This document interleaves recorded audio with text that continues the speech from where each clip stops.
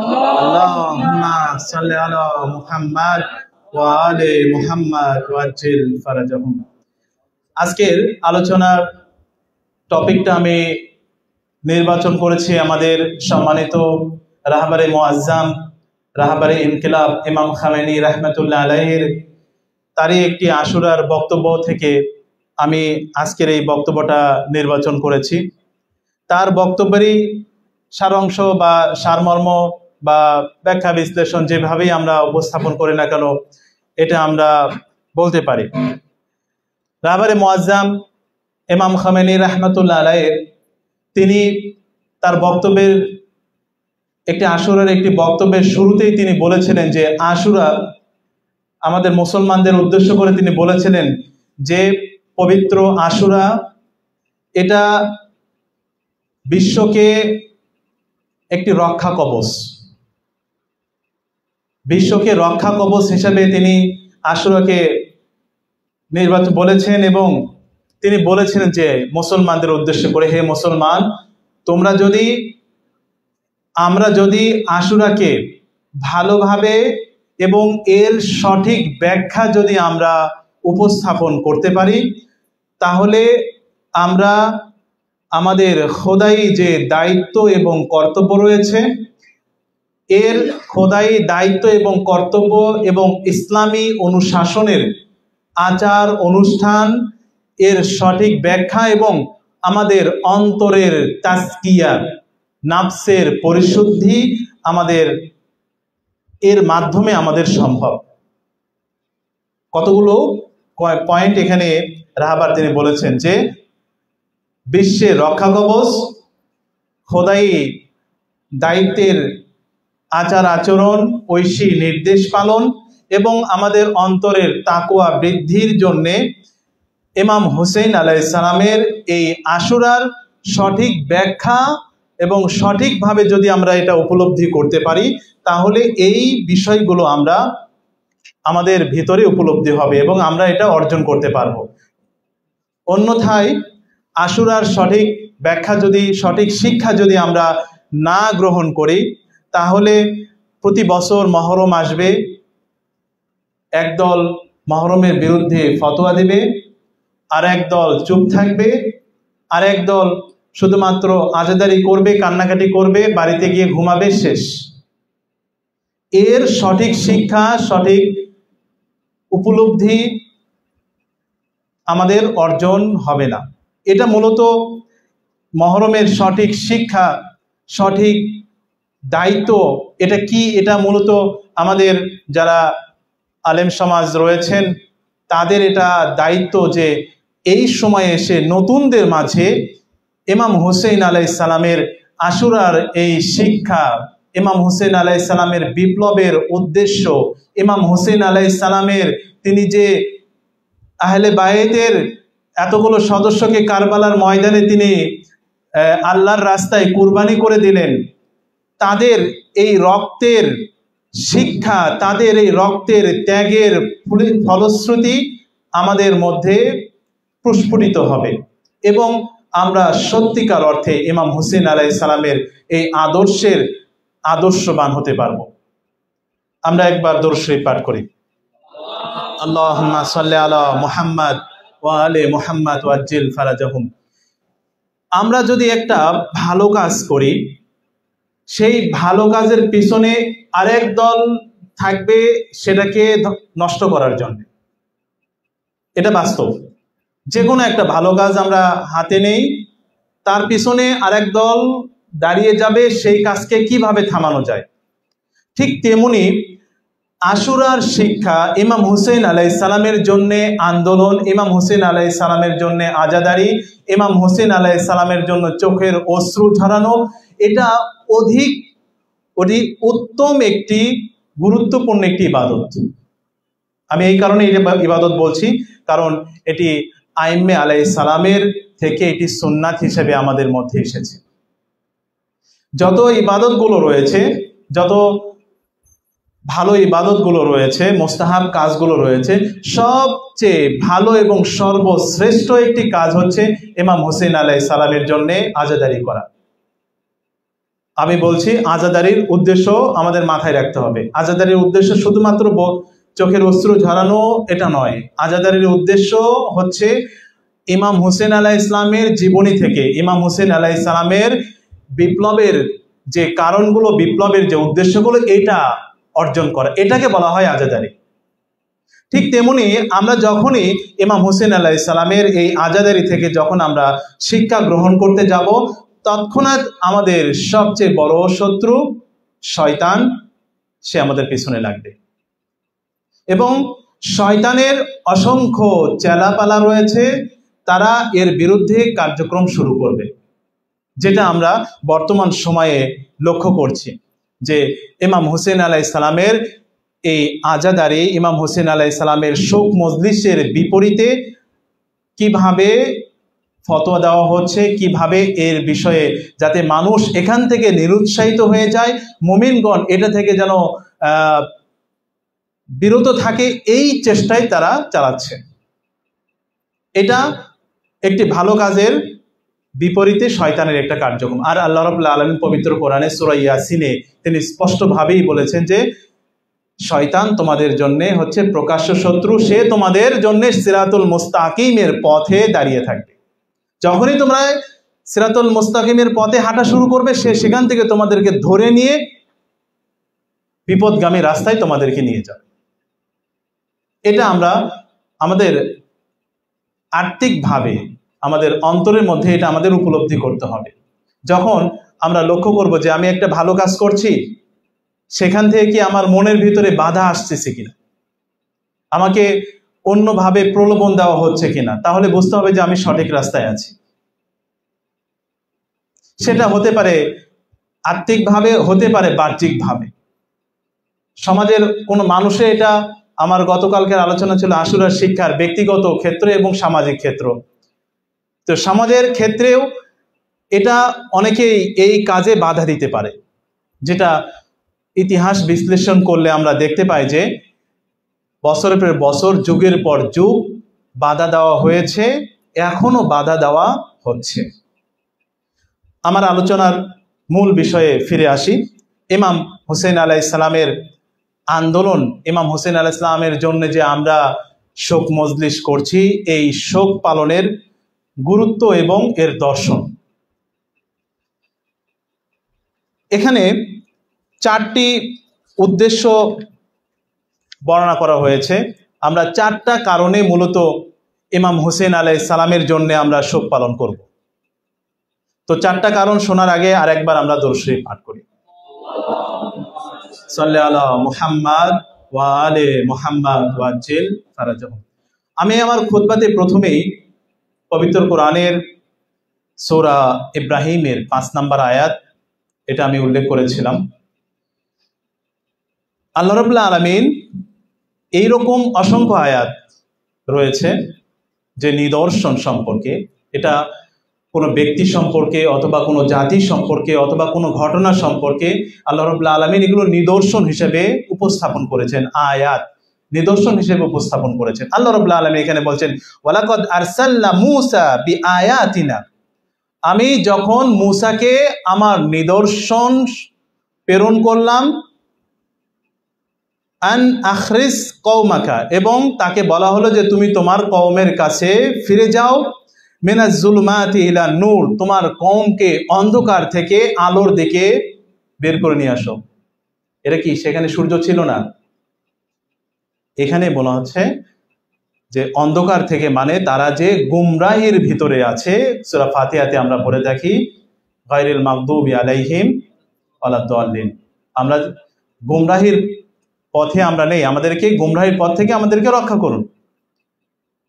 হযরত মূসা আলাইহিস সালামকে আল্লাহ রাব্বুল আলামিন এই নির্দেশই দিচ্ছেন যে তোমার কওমকে তুমি আমার এই নিদর্শনগুলো নিয়ে যাও এবং তাদেরকে গুমরাহি থেকে হেদায়েতের পথে নিয়ে আসো। নিদর্শন, এখানে পবিত্র কোরআনে আমরা মূসা আলাইহিস সালামকে কিছু নিদর্শন দেওয়া হয়েছিল, আমরা এটা জানি। হযরত ঈসা আলাইহিস সালামকে কিছু নিদর্শন দেওয়া হয়েছিল, আমরা জানি। হযরত ইব্রাহিম আলাইহিস সালামকে কিছু নিদর্শন দেওয়া হয়েছিল, আমরা এটা জানি। তেমনিভাবে হযরত মুহাম্মদুর রাসূলুল্লাহ সাল্লাল্লাহু আলাইহি ওয়া আলিহি ওয়াসাল্লামকেও কিছু নিদর্শন দেওয়া হয়েছিল, আমরা সেগুলো জানি। এক নাম্বার যেটা আমার মূল বিষয়, যে আল্লাহ রাব্বুল আলামিনের একটি নির্দেশ, হযরত মুসা আলাইহিস সালামের প্রতি একটা নির্দেশ ছিল যে নিদর্শনগুলো নিয়ে তুমি তোমার কওমকে দেখাও, এই নিদর্শনগুলোর ব্যাখ্যা তুমি তোমার কওমের কাছে করো এবং এর মাধ্যমে তোমার কওমকে গোমরাহি থেকে, অন্ধকার থেকে আলোর দিকে নিয়ে আসো। তাহলে কোরআনের এই আয়াত এবং এইরকম আরো অনেক আয়াত রয়েছে আমাদের নবীদেরকে, আমাদের ইমামদেরকে, ঠিক তেমনি পরবর্তী যুগের যারা আল্লাহ রাসূলের ওয়ারিস রয়েছেন তাদেরকেও মূলত এটা বলা হচ্ছে যে যে নিদর্শনগুলো তোমাদের মধ্যে এসেছে সেই নিদর্শনগুলো তোমরা প্রকাশ করো, এই নিদর্শনগুলো তোমাদের জাতির ভিতরে প্রচার করো। নিদর্শন সেটা একটা ঘটনাও হতে পারে। নিদর্শন যেমন ঘটনা কিভাবে, আমরা জানি যে আল্লাহ রাসূল সাল্লাল্লাহু আলাইহি সাল্লামের কাছে কাফেররা এসে বলল, হে রাসূল, আপনি যদি সত্যিকার অর্থে রাসূল হয়ে থাকেন তাহলে আমাদেরকে কিছু নিদর্শন দেখান, মুজিজা কিছু দেখান। আমরা পবিত্র কোরআনে পাই এবং বিভিন্ন ঘটনা থেকেও রাসূলের জীবনী থেকে এটা আমরা পাই যে রাসূল তারা চাইলে তোমরা কি চাও, তারা বললো আপনি দেখান, চাঁদকে দ্বিখণ্ডিত করে দেখান, দুই ভাগ করে দেখান। আল্লাহ রাসূল আল্লাহর ইচ্ছায় সেটাও করে দিয়েছেন এবং সেটা আমাদের জন্য একটি নিদর্শন। ছোট্ট একটা ঘটনা, চাঁদকে দুই ভাগ করে আল্লাহ রাসূল দেখিয়েছেন। কিসের জন্যে? মুসলমানদেরকে হেদায়েত করার জন্য। ঠিক একই একটি কারণ, আমি আরো কিছু নিদর্শন রয়েছে সেগুলোতে আমি আলোচনা না করে সরাসরি আমরা আশুরার প্রেক্ষাপটে চলে আসি। ইমাম হুসাইন আলাইহিস সালাম তিনি যে কাজটা করেছেন, তিনি যে বিপ্লবটা করেছেন, তিনি যে সংগ্রামটা করেছেন সেই সময়ে, এটি আমাদের জন্য একটি নিদর্শন। এটি একটি আমাদের জন্য সবচেয়ে বড় একটি নিদর্শন, যেই নিদর্শনের মাধ্যমে এখন পর্যন্ত আমরা মানুষদেরকে জুলুমাত থেকে নূরের দিকে হেদায়েত করা হচ্ছে। আমার গতকালকের আলোচনাতে এটা বলছিলাম যে ইমাম হুসেন আলাইহিস সালামের এই আন্দোলনের মাধ্যমে মানুষের ভিতরে নতুন করে ভাবার বিষয় তৈরি হয়, নিজেদেরকে নতুন করে ভাবার জন্য নতুন একটি বিষয় তৈরি হয় ইমাম হুসেন আলাইহিস সালামের এই আন্দোলনের মাধ্যমে। তো আমাদের আজাদারির একটা উদ্দেশ্য, সেই উদ্দেশ্য হচ্ছে যে আমাদের যারা আইম্মেগণ রয়েছেন, আল্লাহ রাব্বুল আলামিনের প্রেরিত যে খলিফাগণ রয়েছেন, আল্লাহ রাসূলগণ যারা রয়েছেন, তাদেরকে জীবিত রাখা। আমরা যে শোক মজলিস করছি আজকে, এখানে যে আমরা বসে আছি, আমাদের মূল্যবান সময় নষ্ট করে, পড়াশোনাকে বন্ধ করে আমরা যে এখানে শোক মজলিসে বসেছি, এটার একটা উদ্দেশ্য হচ্ছে রাসূলুল্লাহ সাল্লাল্লাহু আলাইহি সাল্লাম সহ 1,24,000 পয়গম্বরের কে জীবিত রাখা, 14 মাসুমিন আলাইহিস সালাম আল্লাহ রাব্বুল আলামিনের আইম্মেগণকে জীবিত রাখা এবং তাদের যে গুণাবলী, তাদের যে কার্যক্রম, এই কার্যক্রমগুলোকে জীবিত রাখা, এটা এই আজাদারির একটা প্রধান কারণ। আর তাদের এই কার্যক্রম, এগুলোকে আল্লাহ রাব্বুল আলামিন নিদর্শন হিসেবে ঘোষণা করেছেন। কারণ রসুলের পরে তো আর কোনো কোরআন আসেনি। কোরআনে বর্ণিত হয়েছে আল্লাহ রাসূলের সময় থেকে আগের নবীদের বিভিন্ন ঘটনাগুলো। এখন ইমাম হুসেন আলাইহিস সালাম যে কাজটা করেছেন, এইটা যদি হযরত মুসা আলাইহিস সালামের কোনো একজন ব্যক্তি এটা করত, তাহলে সেটা কোরআনে আসতো এবং সেটা আমাদের জন্য নিদর্শন হতো। এটা আল্লাহ রাব্বুল আলামিন আমাদেরকে বোঝানোর চেষ্টা করেছেন। অন্যান্য নবীর বিভিন্ন ঘটনাগুলো আমাদেরকে দিয়েছেন এবং সেগুলোকে আল্লাহ রাব্বুল আলামিন নিদর্শন হিসেবে বুঝিয়েছেন। ঠিক তেমনি আল্লাহ রাসূলুল্লাহ সাল্লাল্লাহু আলাইহি সাল্লামের পরবর্তীতে যে আইম্মেগণ রয়েছেন, যে 12 ইমামগণ রয়েছেন, তারা যে কার্যক্রমগুলো করেছে, তাদের যে গুণাবলীগুলো ছিল, এই গুণাবলীগুলো আমাদের জন্য এখন 1445 বছর হিজরির পরে এগুলো আমাদের জন্য এখন নিদর্শন। আর এই নিদর্শনগুলোকে আমরা জীবিত রাখার একটা মাধ্যম হচ্ছে ইমাম হুসাইন আলাইহিস সালামের এই শোক মজলিসের আয়োজন করা। এটা একটা উদ্দেশ্য। দ্বিতীয় কারণ কি? দ্বিতীয় যে কারণ আজাদারির করার গুরুত্ব, দ্বিতীয়টা হচ্ছে কারবালার ঘটনাকে, কারবালার যে মহা ট্র্যাজেডি যেটা বলা হয়, যে ট্র্যাজেডির উপর আর কোনো ট্র্যাজেডি 1446 বছরেও আর ঘটেনি এবং ঘটবেও না, আগেও কখনো ঘটেনি। কারবালার ট্র্যাজেডির পূর্বেও এরকম কোনো ট্র্যাজেডি আর ঘটেনি, যেটাকে এই জন্য বলা হয় এটা একটা মহা ট্র্যাজেডি। এই কারবালার এই ঘটনাকে বাঁচিয়ে রাখা, যাতে মানুষ, আমার আলোচনার শুরুতেই বলেছিলাম, আমি যখনই একটা ভালো কাজের দিকে হাত বাড়াবো তৎক্ষণাৎ শয়তান আমাকে সেই কাজ থেকে ফিরানোর জন্য আপ্রাণ চেষ্টা করবে। আমি যতই সেই ভালো কাজের দিকে শক্তি নিয়োগ করব, শয়তান ততই আমার পর তার আরো শক্তি নিয়োগ করবে, প্রয়োগ করবে আমাকে সেই কাজ থেকে বিরত রাখার জন্য।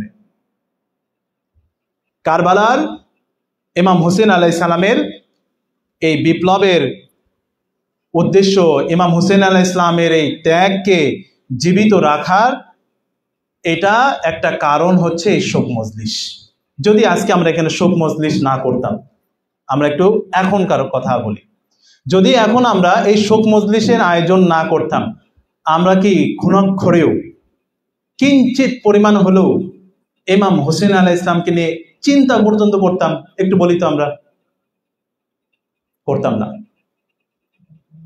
এটা আমাদের ইমামগণের একটা শিক্ষা। আমাদের যে ইমামগণ রয়েছেন তারা এই কাজগুলো করার জন্য আমাদেরকে বেশি বেশি তাকিদ দিয়েছেন। যেমন ইমামগণ থেকে আমাদের প্রতি নির্দেশ দেওয়া হয়েছে, তোমরা ইমাম হুসেন আলাইহিস সালামকে উদ্দেশ্য করে শুধুমাত্র মহরম না, মহরমের এই 10 দিন না, সারাটা বছর ইমাম হুসেন আলাইহিস সালামকে কেন্দ্র করে তোমরা শোক মজলিসের আয়োজন করো। এটা আমাদের আইম্মেদের পক্ষ থেকে আমাদের জন্য নির্দেশ। ইমাম হুসেন আলাইহিস সালামকে স্মরণ করে তোমরা তোমাদের চোখের অশ্রু ঝরাও, এটা আমাদের আইম্মেদের আমাদের প্রতি নির্দেশ। অবশ্যই এগুলোর ফজিলত রয়েছে। তারা যে আমাদেরকে যে নির্দেশগুলো দিচ্ছেন, এই নির্দেশগুলো এমনি এমনি না, এগুলোর আমাদের দুনিয়াতে এবং আখিরাতে দুই জগতেই এর ফজিলত রয়েছে। আমার এই ধারাবাহিক আলোচনা এটা থাকবে, এটা হয়তো আজকে বলা সম্ভব হবে না, পরবর্তীতে যখন এই বিষয় নিয়ে আলোচনা করব তখন ইনশাআল্লাহ চেষ্টা করব এই ধারাবাহিকতা বজায় রাখার জন্য। যে আমাদেরকে যে ইমামরা নির্দেশ দিচ্ছে শোক সভা করার জন্যে, চোখের অশ্রু ঝরানোর জন্যে, আমাদেরকে নির্দেশ দেওয়া হয়েছে তোমরা ইমাম হুসেন আলাইহিস সালামের এই ট্র্যাজেডির উপরে তোমরা কবিতা লেখো, ইমাম হুসেন আলাইহিস সালামের তোমরা জিয়ারত পাঠ করো, তোমরা ইমাম হুসেন আলাইহিস সালামের জিয়ারতের জন্য তোমরা কারবালায় চলে যাও। এই যে আমাদের প্রতি যে নির্দেশ দেওয়া হচ্ছে, এই নির্দেশের অবশ্যই একটা ফজিলত দুনিয়াতে এবং আখিরাতে অবশ্যই রয়েছে। যার কারণে এই যে শোক সভা আমরা এখন করছি, ইমাম হুসেন আলাইহিস সালামকে স্মরণ করছি, ইমাম হুসেন আলাইহিস সালামের জিয়ারত আমরা পাঠ করেছি, এগুলো মূলত আমরা আমাদের ইমামদের নির্দেশেই এগুলো করছি, এটা এমনি এমনি নয়। তৃতীয় যে কারণ রয়েছে শোক মজলিসের যে গুরুত্ব, তৃতীয় কারণ বলা হচ্ছে এই মহরম মাস তলোয়ারের উপরে রক্তের বিজয়ের মাস। মহরম মাসটা হচ্ছে তলোয়ারের উপরে রক্তের বিজয়। আমরা ঐতিহাসিকভাবে লক্ষ্য করি যে রক্তের উপরে তলোয়ারের বিজয়, এর মাধ্যমেই মানুষ বিজয় লাভ করে, বিভিন্ন জাতি বিজয় লাভ করে। কিন্তু মহরম মাসের এই ইমাম হুসাইন আলাইহিস সালামের তার যে এই রক্তদান আল্লাহ রাসূলের দিনকে, আল্লাহর দিনকে রক্ষা করার জন্যে, এটা মূলত তলোয়ারের উপরে রক্তের বিজয়। আর এর মাধ্যমে ইমাম হুসেন আলাইহিস সালামের এই রক্তের বিজয়ের মাধ্যমে আমাদেরকে যে শিক্ষাটা দেওয়া হয়েছে সেটা হচ্ছে অত্যাচারের বিরুদ্ধে রুখে দাঁড়ানো, অত্যাচারের বিরুদ্ধে লড়াইয়ের অনুপ্রেরণা। এবং ইমাম হুসেন আলাইহিস সালামের এই যে বার্তা, এই বার্তা পৌঁছে দেওয়া আজ 61 হিজরি থেকে প্রায় 1450 বছর হয়ে গেছে। এই যে এখনকার জেনারেশন যদি এই সুন্নাত যদি চালু না থাকতো, এই শোক মজলিস ইমাম হুসেন আলাইহিস সালামের বার্তা যদি পৌঁছে দেওয়ার এই ট্র্যাডিশন যদি চালু না থাকতো, তাহলে আজকে আমরা কোথায় পেতাম? আজকে আমাদের ভিতরে সেই স্পৃহা কোত্থেকে আসতো? আজকে আমাদের ভিতরে অন্যায়ের বিরুদ্ধে সংগ্রাম এটা কোথা থেকে আসতো? আমরা তো ইমাম হুসেন আলাইহিস সালাম যদি অন্যায়ের বিরুদ্ধে, ইয়াজিদের বিরুদ্ধে যদি সংগ্রাম না করতেন, তাহলে আমরাও যেভাবে সেই সময় বেশিরভাগ মানুষ ইয়াজিদের হাতে আনুগত্য প্রদর্শন করেছিল, আমরাও এখন তাই করতাম। কারণ আমাদের সামনে কোনো অনুপ্রেরণা, আমাদের সামনে কোনো অলগু মানে আদর্শ ছিল না এরকম। কারণ আল্লাহ রাসূল আমাদের জন্য উত্তম আদর্শ আমরা পবিত্র কোরআনে পাই। যদি আল্লাহ রাসূল আমাদের জন্য উত্তম আদর্শ এটা কোরআনে আমরা পাই, কিন্তু আল্লাহ রাসূল বিদায় নেওয়ার সাথে সাথে উমাইয়া এবং সাকিফারা তারা আল্লাহ রাসূলের এই আদর্শগুলোকে ধূলিসাৎ করে দিয়েছে। যার কারণে ইমাম হুসেন আলাইহিস সালামকে আবার 50 বছর পরে এসে নতুন করে আল্লাহ রাসূলের এই আদর্শগুলো, আল্লাহ রাসূলের এই সুন্নাতগুলোকে জীবিত করতে হয়েছে। যার কারণে তলোয়ারের উপরে এই রক্তের বিজয়। আমরা ইমাম হুসেন আলাইহিস সালামের এই তলোয়ারের রক্তের বিজয়, এর যে বার্তা, এর যে শিক্ষা, আমরা কি বর্তমান সময়ে ইতিহাস থেকে কোনো উদাহরণ টানতে পারি? আমাদের ভারতীয় উপমহাদেশে যখন ব্রিটিশদের সাথে যখন সংগ্রাম হয়, যুদ্ধ চলে, ব্রিটিশ তাড়ানো আন্দোলন যখন হয়, ব্রিটিশ তাড়ানো আন্দোলনের মহানায়ক ছিলেন মহাত্মা গান্ধী। তাকে সাংবাদিকরা জিজ্ঞেস করেছিল, আপনি এই যে আন্দোলনের অনুপ্রেরণা আপনার ভিতরে, যে সে একজন কিন্তু হিন্দু, আপনি এই যে ব্রিটিশদের একটা বড় একটা বৈশ্বিক শক্তি, তখনকার সময়ে ব্রিটিশ, এখন যেমন আমেরিকা পৃথিবীর লিডার, ওই সময় ব্রিটিশরা ছিল এরকম বৈশ্বিক একটা শক্তি, এদের মতো একটা শক্তির বিরুদ্ধে আপনি একা কিভাবে রুখে দাঁড়ানোর এই স্পৃহা, এই শক্তি কোথা থেকে পেলেন?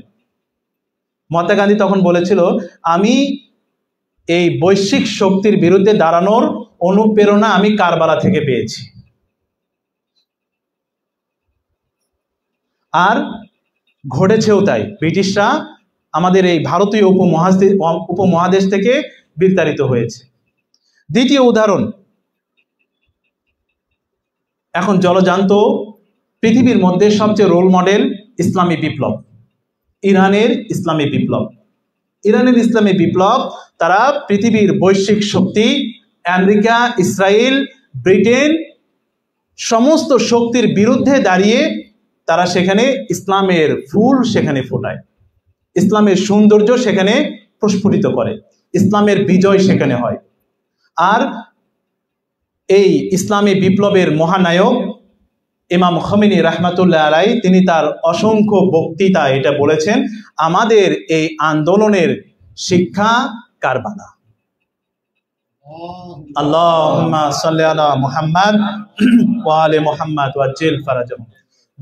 তৃতীয় যে উদাহরণ আমরা নিয়ে আসতে পারি, এখন আমরা সবাই মোটামুটি এটা জানি যে বর্তমান সময়ে অন্যায়ের বিরুদ্ধে রুখে দাঁড়ানোর জন্যে ইসলামী ইরানের পরবর্তীতেই লেবাননের হিজবুল্লাহ, ইয়েমেনের হুথি, ইরাকের হাসতা শাবি, আনসারুল্লাহ, এই দলগুলো এখন পৃথিবীর ভিতরে অন্ধকারের ভিতরে তারা জ্বলজ্বল করে জ্বলছে। তাদের নেতারা তারা বলছে আমাদের এই অন্যায়ের বিরুদ্ধে রুখে দাঁড়ানো, পৃথিবীর পরাশক্তি আমেরিকা এবং ইসরায়েলের বিরুদ্ধে রুখে দাঁড়ানোর এই মহা শক্তি আমরা কারবালা থেকে নিয়েছি, আমরা ইমাম হোসেন আলাইহিস সালাম থেকে নিয়েছি। একবার দরুদ শরীফ পাঠ করি আমরা, সাল্লি আলা মুহাম্মদ ওয়া আলি মুহাম্মদ ওয়া আজ্জিল ফারাজাহুম। আমার মনে হয় না আমার আলোচনাকে আর সামনের দিকে নেওয়া উচিত হবে। ইনশাআল্লাহ আলোচনা আরো এই বিষয়ের আলোচনা রয়েছে। আমরা পরবর্তীতে আবার যখন আমার ধারাবাহিকতা আসবে ইনশাআল্লাহ আমি এই আলোচনাটাই রাখবো ইনশাআল্লাহ তাআলা। একবার আমরা দরুদ শরীফ পাঠ করি, সাল্লি আলা মুহাম্মদ ওয়া আলি মুহাম্মদ ওয়া আজ্জিল ফারাজাহুম। আমরা একটু নিজেদের অন্তরের চক্ষুকে খুলে 61 হিজরির দিকে একটু ফিরে যাই। 61 হিজরির সেই কারবালার দিকে আমরা একটু ফিরে যাই। সেই কারবালার চিত্রগুলোকে আমরা একটু স্মরণ করার চেষ্টা করি। সেই কারবালাতে কি ঘটনা ঘটেছিল সেগুলোকে আমরা একটু স্মরণ করার চেষ্টা করি। আসসালামু আলাইকা ইয়া আবা আব্দুল্লাহ ওয়া আলাল আরওয়াহিল্লাতী হাল্লাত বিফিনাই আলাইকা মিন্নি সালামুল্লাহি আবাদাম মা বাকিতু ওয়া বাকিয়াল লাইলু ওয়ান নাহার ওয়ালা জাআলাল্লাহু আখিরাল আহদি মিন্নি লিজিয়ারাতিকুম। সবাই বলি আসসালামু আলাল হুসাইন ওয়া আলা আলি ইবনুল হুসাইন ওয়া আলা আওলাদিল হুসাইন ওয়া আলা আসহাবিল হুসাইন। আমরা ইমাম হোসেন আলাইহিস সালামের কারবালার উপস্থিত তিনি মহরম থেকে যখন আমরা লক্ষ্য করি, এখানে ইমাম হোসেন আলাইহিস সালামের যে ইমাম হোসেন আলাইহিস সালামের আন্দোলন, ইমাম হোসেন আলাইহিস সালাম যে তিনি যে সবাইকে তার দিকে আহ্বান করছিলেন, এই আহ্বানকারী সোনাদের ভিতরে একজন ছিল যে মুসলমান ছিল না, যে ছিল একজন খ্রিস্টান, একটা যুবক ছিল, যে খ্রিস্টান যুবক সেও সফরের মধ্যে ছিল, যার নাম আমরা ইতিহাসে আব্দুল ওয়াহাব, এটা আমরা জানি। যে একটা খ্রিস্টান যুবক ছিল, সে ইমাম হোসেন আলাইহিস সালাম তাকে আহ্বান করেন। তার জীবনী থেকে যদি আমরা দেখি যে খ্রিস্টান যুবক সবেমাত্র বিবাহ করেছে, তার ঘরে নতুন নববধূ। আমাদেরকে যদি সবেমাত্র কেউ যদি বিবাহ করে, নববধূকে ছেড়ে কেউ 100 কিলোমিটার দূরের সফর করতেই চায় না। আর সেখানে এই খ্রিস্টান যুবক ইমাম হোসেন আলাইহিস সালামের ডাকে সাড়া দিয়ে সে নিজের জীবনকে ইমাম হোসেন আলাইহিস সালামের জন্য উৎসর্গ করছে। কিন্তু এটা আমরা জানি যে সেই খ্রিস্টান যুবক ইমাম হোসেন আলাইহিস সালামের আহ্বানে সাড়া দিয়ে সেখানে প্রথমেই কালেমার ছায়াতলে আসেন এবং ইমাম হোসেন আলাইহিস সালামের জন্য আত্মত্যাগ করেন। ইমাম হোসেন আলাইহিস সালামের কি ছিল, তার ভিতরে কি এমন আকর্ষণ ছিল যে একটা খ্রিস্টান যুবক যাকে একবার আহ্বান করা হলো, সে বলল আমি ফিরে যাই, আমার মা এবং আমার ওয়াইফ রয়েছে, আমার স্ত্রী রয়েছে, তাদের কাছ থেকে একটু আমি শুনে আসি, তাদের সাথে একটু পরামর্শ করে আসি। কি এমন কথা ইমাম হোসেন আলাইহিস সালাম ওই যুবককে বলেছিলেন যার কারণে সে দ্বিতীয়বার ফিরে আসতে বাধ্য হয়েছিল? ইতিহাসে আমরা দেখতে পাই যে ইমাম হোসেন আলাইহিস সালাম সেই খ্রিস্টান যুবককে তিনি বলেছিলেন যে তুমি যদি আমার সাথে আমার এই আন্দোলনের সাথে থাকো, আল্লাহ রাব্বুল আলামিন এর জন্যে জান্নাতকে পুরস্কার হিসেবে রেখেছেন। প্রত্যেকটা মানুষ, প্রত্যেকটা ধর্মের এই জান্নাতের তারা আকাঙ্ক্ষী। আর এমন একটি সুযোগ ওই খ্রিস্টান যুবক হাতছাড়া করেনি। যখন ইমাম হোসেন আলাইহিস সালামের সাথে 10ই মহরম তিনি ইমাম হোসেন আলাইহিস সালামের অনুমতি নিয়ে যখন যুদ্ধ করতে গেলেন, শত্রু বাহিনীর পক্ষ থেকে বলা হচ্ছিল ইমাম হোসেনের বাহিনীতে কোনো মুসলমান নাই, ইমাম হোসেন আলাইহিস সালামের সৈন্যদের ভিতরে কি কোনো আর মুসলমান নেই যে একটা খ্রিস্টান যুবককে ইমাম হোসেন পাঠিয়েছে আমাদের সাথে যুদ্ধ করার জন্যে। আব্দুল ওয়াহাব তখন তার বক্তব্য পেশ করে এবং সে মুসলমান নামধারী কাফেরদের সাথে যুদ্ধ করতে করতে যখন শহীদ হয় এবং তার মাথাকে বিচ্ছিন্ন করে তার মায়ের কাছে ফিরে দেওয়া হয়, তার মা তার মাথাকে নিয়ে সেই ইয়াজিদের 30,000 সৈন্যবাহিনীদের সম্মুখে আসে এবং এসে বলে যে আমি যে জিনিসকে আল্লাহর রাস্তায় উৎসর্গ করেছি সেই জিনিসকে আমি আর ফেরত চাই না, ফেরত নেই না। আব্দুল ওয়াহাবের মাথা সেই ইয়াজিদের সৈন্যবাহিনীদের সামনে ছুঁড়ে মেরে ফিরে আসে। আজিজানা হুসাইন, আমরা এমনই আনুগত্য ইমাম হোসেন আলাইহিস সালামের প্রতি আনুগত্য আমরা লক্ষ্য করি। ইমাম হোসেন আলাইহিস সালামের একজন বন্ধু ছিল হাবিব ইবনে মাজাহির। তার জীবনী থেকেও আমরা এমনভাবে লক্ষ্য করি যে হাবিব ইবনে মাজাহিরকে ইমাম হোসেন আলাইহিস সালাম, ঘটনা বলার এখন সময় নেই, ইমাম হোসেন আলাইহিস সালাম হাবিব ইবনে মাজাহিরকে ছোটবেলায় একবার তার জীবনকে রক্ষা করেছিলেন।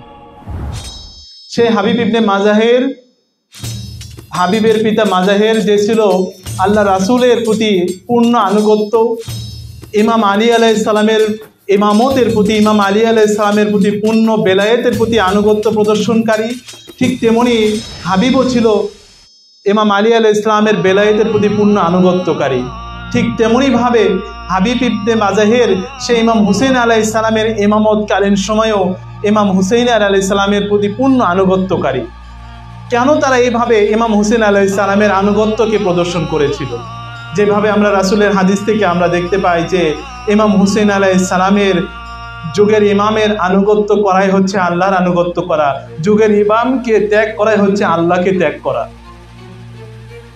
হাবিব ইবনে মাজাহির যখন ইমাম হুসেন আলাইহিস সালাম কারবালাতে চতুর্দিক থেকে ইমাম হুসেন আলাইহিস সালামকে যখন ঘিরে ফেলা হলো, ঘিরে ফেলার পর ইমাম হুসেন আলাইহিস সালাম একটি চিঠি লিখলেন কুফাতে তার বন্ধুর কাছে, এবং কুফার বন্ধুর কাছে চিঠি লিখলেন যে হে হাবিব, হে আমার বন্ধু, আমি কারবালাতে অসহায় অবস্থায় রয়েছি, তুমি যত দ্রুত সম্ভব কারবালাতে চলে আসো।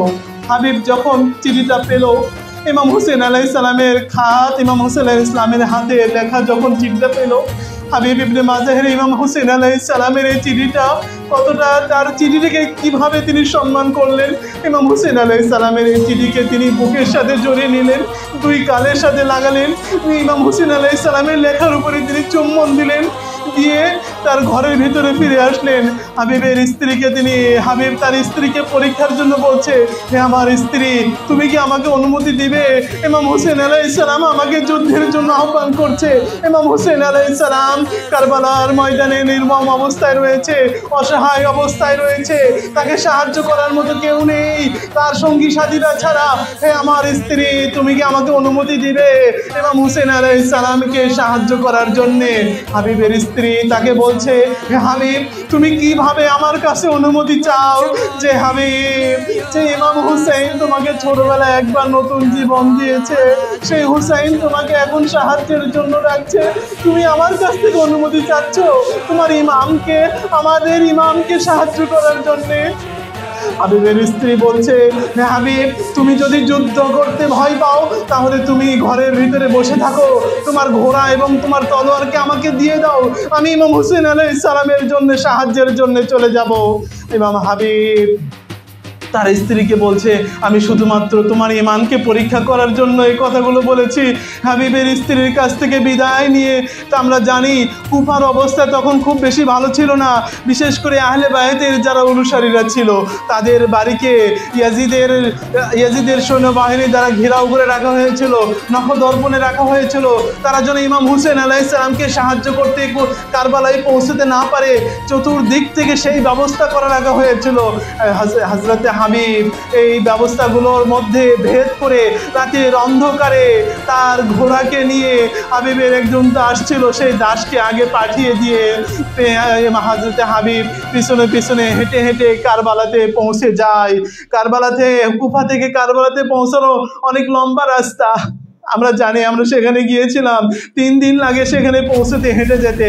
আর হাবিব সেখানে পৌঁছে এবং অধিক কষ্ট করে যখন পৌঁছে যায় কারবালাতে পৌঁছার পর আমরা লক্ষ্য করি 10ই মুহররম, যখন জোহরের নামাজের সময় হলো, জুম্মার দিন ছিল, যখন জোহরের নামাজের সময় হলো, যখন ইমাম যখন নামাজের জন্য আহ্বান করলেন, যখন ইমাম সহ তার সঙ্গী সাথী নামাজের জন্য দাঁড়িয়ে গেল, দাঁড়িয়ে যাওয়ার পর আমরা জানি কিছু লোককে তিনি, তাই সেই নামাজীদেরকে রক্ষা করার জন্য কিছু সৈন্যদেরকে তিনি সেখানে রক্ষার জন্য রাখিয়েছিলেন।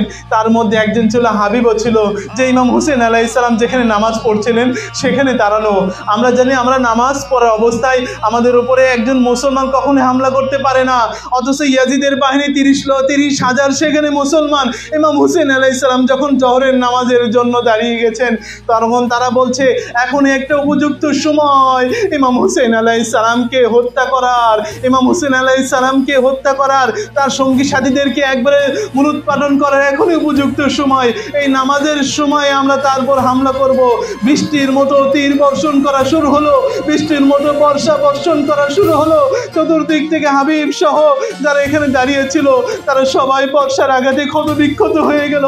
হযরত হাবিব ইমাম হুসেন আলাইহিস সালামের সামনে দাঁড়িয়েছিলেন, একটি বর্ষা এসে হযরত হাবিবের বুকে বিঁধে, একটি তীর এসে হযরত হাবিবের হাতে বিঁধে, এইভাবে যখন ইমাম হুসেন আলাইহিস সালাম নামাজকে শেষ করলেন, হাবিব বললেন, হে আমার ইমাম, হে আমার মাওলা, আমার সময় বেশি নেই, আপনি আমাকে অনুমতি দিন যুদ্ধ করার জন্যে। হযরত হাবিব ইমাম হুসেন আলাইহিস সালামের কাছ থেকে অনুমতি নিয়ে তিনি যুদ্ধ করতে যান এবং এই আহত অবস্থায় ইয়াজিদের 60 জন কাফেরকে দুনিয়া থেকে জাহান্নামে পাঠিয়ে দিয়ে হযরত হাবিব সেখানে কারবালার ময়দানে লুটিয়ে পড়েন এবং ইমাম হুসেন আলাইহিস সালামকে সর্বশেষ বার জিয়ারত করার জন্য আহ্বান করেন। আসসালামু আলাইকা ইয়া আবা আব্দুল্লাহ, হে আমার মাওলা, আমার সর্বশেষ সালাম আপনি গ্রহণ করুন, আমি আমার জীবনের শেষ নিঃশ্বাসকে এখন ত্যাগ করছি। ইমাম হুসেন আলাইহিস সালাম যখন হাবিবের আহ্বান শুনতে পেলেন, দ্রুত ঘোড়া নিয়ে সেই ইয়াজিদের সৈন্যবাহিনীকে ছত্রভঙ্গ করে দিয়ে হযরত হাবিবকে সেখান থেকে নিয়ে আসেন এবং হযরত হাবিব কারবালায় হযরত ইমাম হুসেন আলাইহিস সালামের জন্য নিজের জীবনকে উৎসর্গ করেন। ইন্না লিল্লাহি ওয়া ইন্না ইলাইহি রাজিউন। আলা লানাতুল্লাহি আলাল কওমিজ জালিমিন। রব্বুল আলামিন বিহাক্কি মুহাম্মদ ওয়া আলি মুহাম্মদ রাসূলুল্লাহ। রব্বুল আলামিন, আপনি আমাদের এই আযাদারির সঠিক উদ্দেশ্যকে আমাদের মধ্যে ধারণ করার, আমাদেরকে বাস্তবায়ন করার জন্য তৌফিক দান করুন। রব্বুল আলামিন বিহাক্কি মুহাম্মদ ওয়া আলি মুহাম্মদ রাসূলুল্লাহ। রব্বুল আলামিন, আমাদেরকে ইমাম হুসাইন আলাইহিস সালামের হিদায়াত আপনি দান করুন। রব্বুল আলামিন বিহাক্কি মুহাম্মদ ওয়া আলি মুহাম্মদ রাসূলুল্লাহ, আমাদের কবরের প্রথম রাত্রিতে ইমাম হুসাইন আলাইহিস সালামের শাফাআত দান করুন।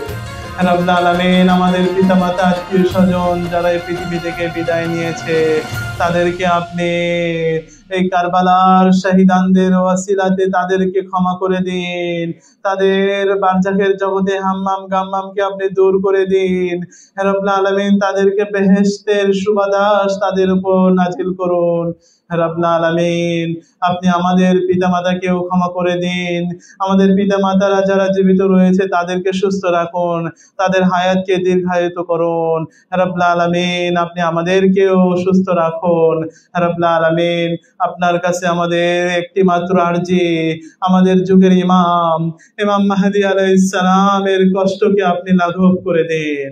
রব্বুল আলামিন ইমাম মাহদী আলাইহিস সালামকে আপনি তার আবির্ভাবের মাধ্যমে আমাদের ইবাদত, আমাদের বন্দেগীকে আপনি আরো সঠিকভাবে মূল্যায়ন করার জন্য তৌফিক দান করে দিন।